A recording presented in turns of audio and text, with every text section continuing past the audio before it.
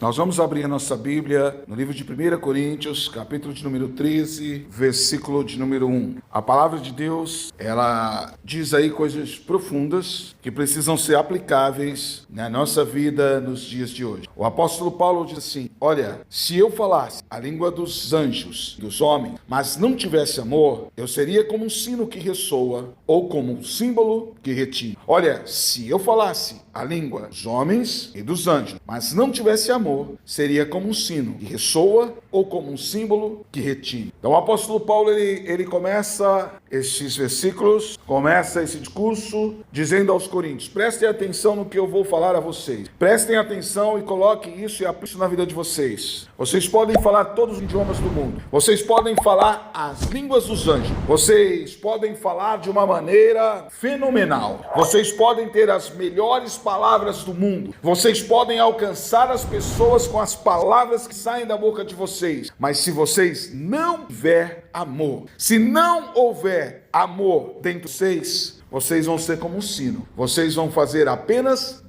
barulho, mas isso não vai servir para nada. Então precisa haver dentro de vocês amor. E amor é um posicionamento, amor é uma atitude. Amor não é apenas um sentimento, mas é uma atitude que nós desenvolvemos na nossa vida no decorrer dela. Aí o apóstolo Paulo diz assim no versículo 2: olha, se vocês tivessem o dom de profecias, se vocês entendessem todos os mistérios de Deus e tivesse todo o conhecimento e tivesse uma fé, mas uma fé que permitisse mover as montanhas, mas não tivesse amor, isso nada seria. Ou seja, se você tivesse o dom de profecia, você liberasse palavras de transformação na vida das pessoas e essas palavras acontecessem, se você conseguisse entender os mistérios, se você conseguisse desmistificar a Bíblia, encontrar ali soluções para mistérios que muitas pessoas não encontraram até hoje. Olha, se você tivesse todo o conhecimento do mundo, se você fosse a pessoa mais catedrática, a pessoa que já leu milhares de livros durante a sua vida, a pessoa que já leu a Bíblia de capa a capa, já leu a Bíblia em várias línguas, já foi lá atrás de conhecimento, também não serviria. Se você tivesse uma fé que te permitisse mover as montanhas, mas não tivesse amor, nada serviria. E aqui a gente começa a ver como é interessante. Jesus, o Filho de Deus, Todo-Poderoso. Ninguém na face da terra teve mais conhecimento, mais autoridade, mais unção. Ninguém na face da terra foi perfeito como Jesus. Porém, Jesus sempre mostrou que o amor era algo muito mais essencial do que todas essas coisas. Olha, Jesus para em uma cerimônia de velório. As pessoas estavam levando o filho de uma viúva de Naim para ser sepultada. E Jesus para e se comove com a situação e vai lá e ressuscita o menino. Demonstração de amor. Ele conhecia? Não. Mas ele foi lá e fez a diferença. Jesus vai indo para uma festa e passa pela porta do tanque de Betesda. E ele olha para aquele tanque e vê milhares de pessoas. Mas alguém consegue tocar o seu coração de longe. E ele para conversar com um homem que há 38 anos estava naquele estado. E isso é o quê? Uma demonstração de amor. Ele foi lá e gerou amor na vida daquele homem. Então o que faz aquele homem voltar a andar foi o amor, foi a compreensão, o carinho, o envolvimento de Jesus com ele. Isso fez aquele homem ser tocado de uma maneira tão profunda. E quando Jesus falou para ele assim: olha, o negócio é o seguinte, eu não vou te jogar dentro da água, mas eu vou dizer para você agora, levanta, toma a tua esteira e anda. Você vai voltar para sua casa andando, com a sua esteira nas mãos. E aquilo impulsionou. Então nós estamos falando do homem que tem mais conhecimento do que todo o mundo. Porque lá no livro de João, ele diz o quê? No princípio era o verbo estava com Deus e o verbo era Deus. Ou seja, no princípio ele era a palavra, o conhecimento. Ele estava com Deus e ele era Deus. Mas ele nunca deixou o amor ser menor na sua vida. O amor de Deus sempre foi maior do que todo o conhecimento. Porque Deus, o Todo-Poderoso, amou o mundo de tal maneira que deu o seu Filho para que todo aquele que nele crê não pereça, mas tenha a vida eterna.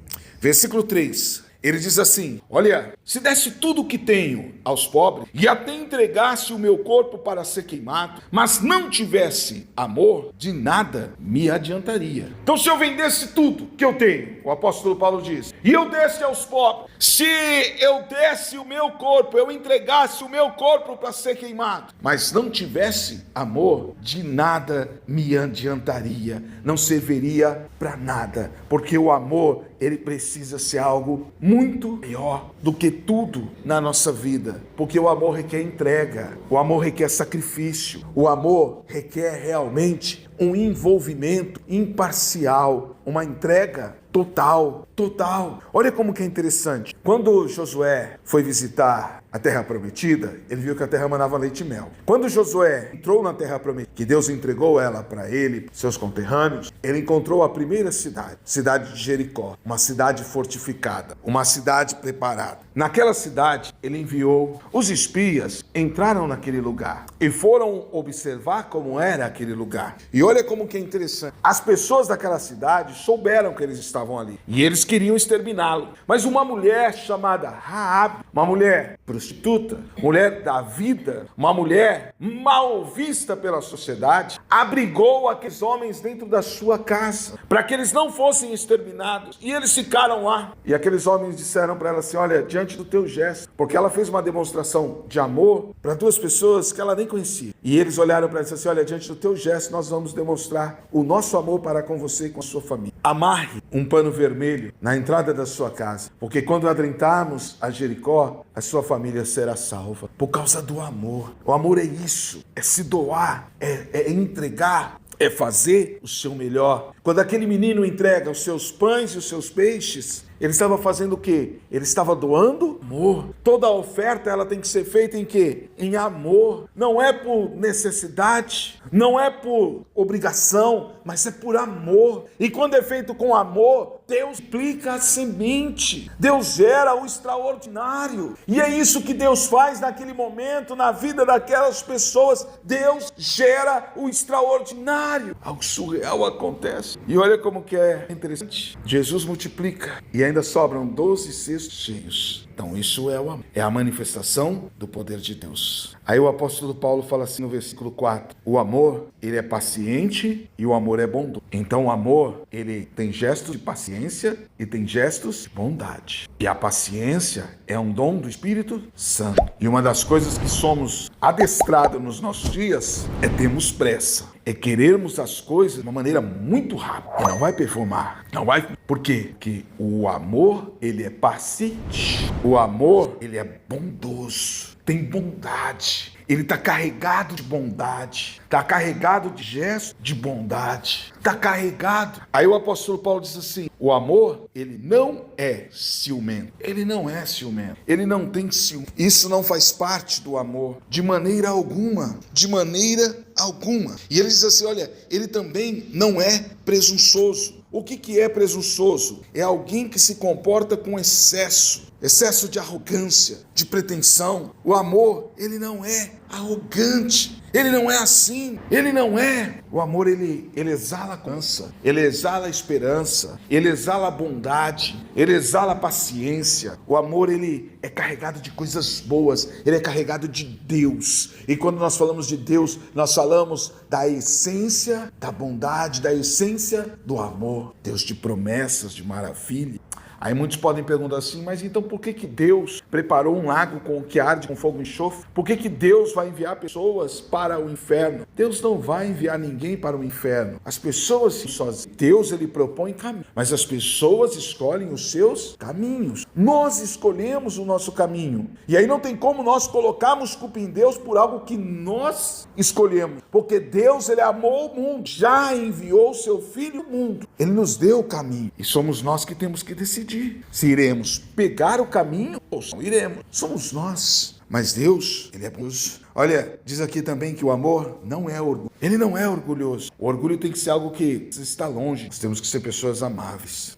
Aí o apóstolo Paulo diz assim no versículo 5, o amor, ele também não é grosseiro, de maneira alguma. Nós vamos ser prudentes com as nossas palavras. O apóstolo Paulo diz assim no versículo 5, o amor, ele não exige que as coisas sejam à sua maneira. Ele não exige que as coisas sejam à sua maneira, porque o amor, ele aprende a respeitar o defeito dos outros, que ele entende. A pessoa entende, eu entendo que eu também tenho defeito. Então, da mesma forma que eu tenho defeito, o meu próximo também tem defeitos. Então, não tem como eu exigir que ele seja como eu, porque ele não vai ser como eu, e não tem como ele exigir que eu seja como ele. Precisa haver um respeito mútuo, um respeito conjunto. Então, isso é o amor. Aí o apóstolo Paulo fala assim, o amor, ele não é dável. Ele não é dável. E a Bíblia nos ensina que nós devemos guardar a nossa ira. Nós não podemos ficar irados. Ira traz coisas ruins. E nós temos que tirar esse peso, esse fardo dentro de nós. Nós temos que ser livres. Olha, Jesus poderia ter carregado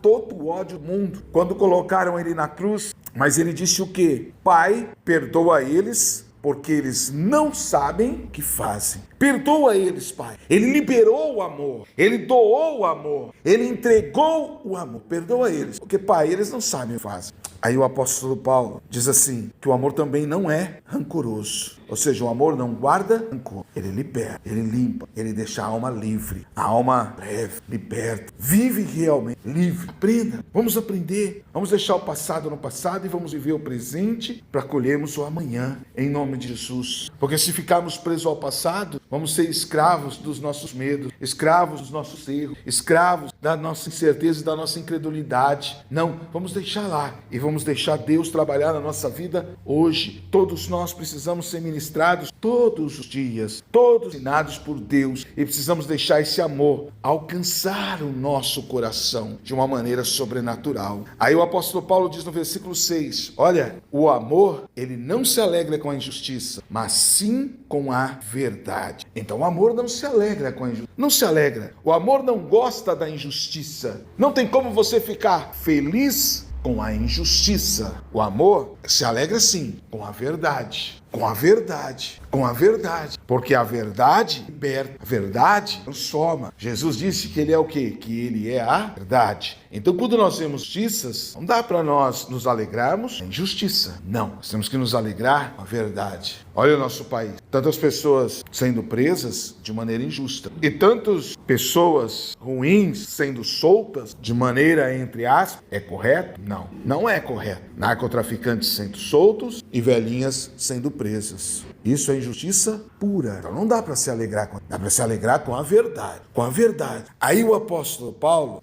diz assim, olha como que é forte isso aqui, versículo 7. O amor, ele nunca desiste. O amor, ele nunca desiste. E olha como que é interessante. Lá no livro do profeta Isaías, a Bíblia diz que se o amor da mãe falhar, Deus diz assim, o meu amor não falha. Mas Deus não diz assim, olha, se o amor do pai falhar, porque Deus entende que sim, o amor do pai falha. Se tem alguém que é difícil de desistir, é a mãe. O exemplo está nas cadeias. As mães estão lá todos domingos, mas poucos são os pais que estão lá. A maioria são as mães, porque os pais acabam desistindo mais fácil, mas as mães não. E aqui o apóstolo Paulo diz que o amor, ele nunca desiste. Enquanto tem vida, há esperança. Enquanto tem vida, há esperança. Há esperança. Não desiste. Outro dia eu vi um policial contando num podcast que uma senhora parou eles na rua, em São Paulo, e ele disse assim, que eles olharam para ela, né, e perguntaram, tá tudo bem com a senhora? Ela, olha,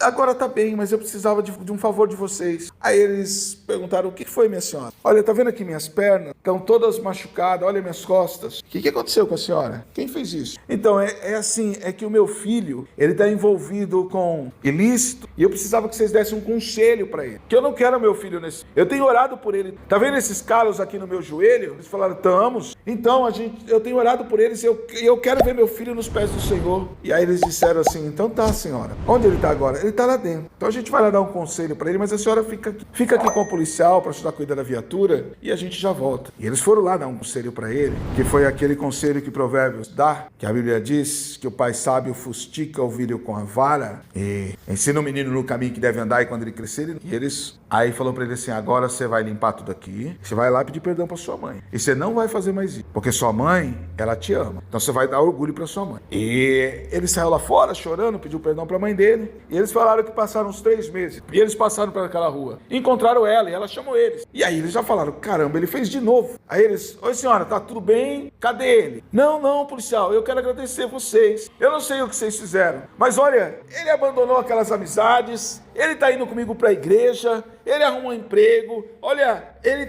é o filho que eu pedi, Deus. Aí eles falaram assim, tá vendo, minha senhora, Deus atende oração, Deus usou eles para fazer a diferença na vida daquele rapaz. E eles falaram assim, e graças a Deus, esse é um que nós não vamos colocar atrás das grades, porque ele nos ouviu, ele se orientou e mudou a história, a vida dele. Mas por quê? Porque aquela mãe não desistiu. Então nós temos que insistir na oração, insistir no jejum e crer realmente que Deus faz a obra, que Deus manifesta o seu poder. O apóstolo Paulo diz assim, o amor nunca perde a fé. Ele nunca perde a fé. Ele sempre acredita que dá para recomeçar. Ele sempre acredita que dá para mudar. Ele sempre acredita que algo novo pode acontecer, porque o amor, ele não perde a fé. Mas ele sempre tem esperança e ele sempre se mantém firme, pé. Sempre tem esperança. Quantos ficaram com Jesus aos pés da sua cruz? Quantos colocaram na frente para defender Jesus? Quando Jesus ressuscitou, quantos estavam esperando lá no domingo pela manhã na frente da sua sepultura?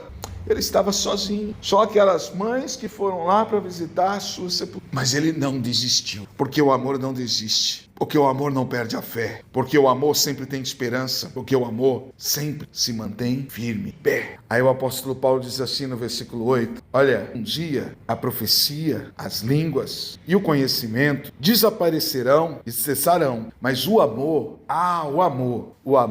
ele vai durar para sempre, para sempre, para sempre. As outras coisas vão desaparecer tudo, mas o amor, ele jamais vai desaparecer. O amor, ele vai durar para sempre, porque o nosso Deus é Deus e Deus de poder, Deus de milagre, Deus de promessa, é Deus de maravilhas. O apóstolo Paulo diz no versículo 9, agora o nosso conhecimento, ele é parcial, ele é incompleto. E até mesmo o dom da profecia revela apenas uma parte do todo. Mas quando vier o que é perfeito, essas coisas imperfeitas desaparecerão. Quem é o perfeito? Jesus. E quando Jesus entra dentro de nós, as coisas imperfeitas, elas desaparecem. Quando Jesus entra de nós, a glória dele brilha em nós, a glória dele se revela em nós, há esperança, há o amor, alcança a nossa vida. Aí o apóstolo Paulo diz assim, olha, quando eu era criança, versículo 11, eu falava, pensava, eu raciocinava como criança, mas logo que me tornei homem, deixei para trás as coisas de criança. Eu deixei, agora